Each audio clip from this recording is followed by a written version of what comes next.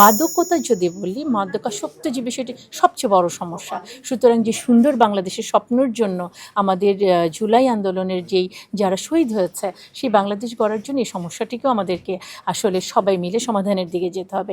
সেই জায়গায় আজকে যে প্রবন্ধটি উপস্থাপন হয়েছে, সেখানের মূল বক্তব্যটি হয়েছে যে মানে ইভেন এখানে ইসলামের পার্সপেক্টিভ থেকে বলা হয়েছে যে মুহররম মাসে যেরকম অন্যায় সহ্য করা হয় না, জুলুমের মানে অবকাশ নাই, হারামের সাথে থাকা যাবে না, মাদক হচ্ছে হারাম, এবং ইসলামের স্টেপ বাই স্টেপ কিন্তু এটিকে হারাম হিসেবে বলা হয়েছে। একইভাবে আমরা যেটি বলার চেষ্টা করেছি, মাদকাসক্ত যদি কেউ হয়েও যায়, সেটি নিরাময়যোগ্য সম্ভব, সেটি চিকিৎসাটির ধাপ মানে প্রতিটি স্টেপে সেটি করা সম্ভব।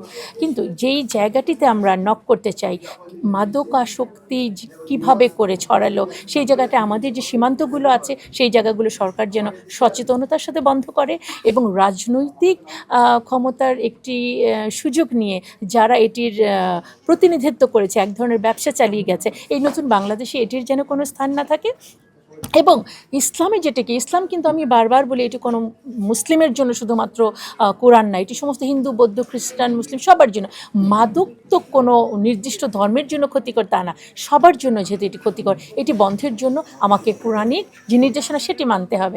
সেই জায়গাটাতে কী হলো, বলা হলো যে দেখেন, নারী কমিশনও বলছে যে মানে কি নারী পুরুষের সমানাধিকার বলতে যে সিগারেট খাওয়াটাকে উন্মুক্ত স্থানে মাদক নেওয়াটা যেন নারী এবং পুরুষের একটা সমানাধিকার হয়ে গেছে। মাদক যদি খারাপ হয়, সেটি পুরুষের জন্য খারাপ, সেটি নারীর জন্য খারাপ, মুসলিম অমুসলিম প্রত্যেকের জন্য খারাপ।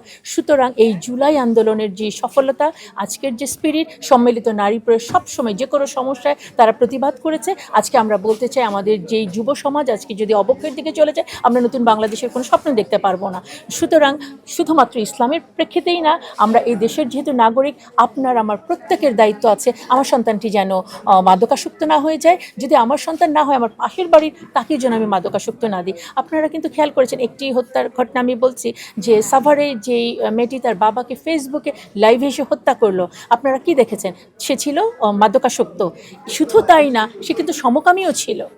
তার মানে আমি যদি এখন মাদকাসক্তর যে এটিকে বন্ধ না করি, একদিকে সে তো অ্যাবনর্মাল আমরা জানি, সেই জায়গায়, এবং সমকামিতাকেও যেভাবে করে উস্কে দেয়া হচ্ছে, নারী পুরুষের মানে সমানাধিকারের নামে উন্মুক্ত স্থানে কেন সিগারেট খাওয়া যাবে না, মেয়েরা এটি প্রতিবাদ করছে, সেই জায়গাটা অত্যন্ত ভয়ঙ্কর। সুতরাং আমাদের সম্মিলিত নারী প্রেসের পক্ষ থেকে প্রত্যেকটি ভাইয়ের জন্য, প্রত্যেকটি বোনের জন্য নিরাপদ স্বাস্থ্যের জন্য সরকারকে এবং বিভিন্ন প্রতিষ্ঠানকে, এবং আমি বলবো যে সেই মূল স্পিরিট আমি এবং আপনারা, আমরা চলুন, আমরা এটিতে প্রতিবাদী হই, এটিকে আমরা বন্ধ করার চেষ্টা করি, এবং সেই সরকারকেই আমরা সমর্থন করব যারা হারামের পক্ষে নাই, যারা মাদকাসক্তির পক্ষে নাই, এবং উন্নয়নের জন্য, নারী পুরুষের প্রত্যেকের উন্নয়নের জন্য তারা কাজ করবে।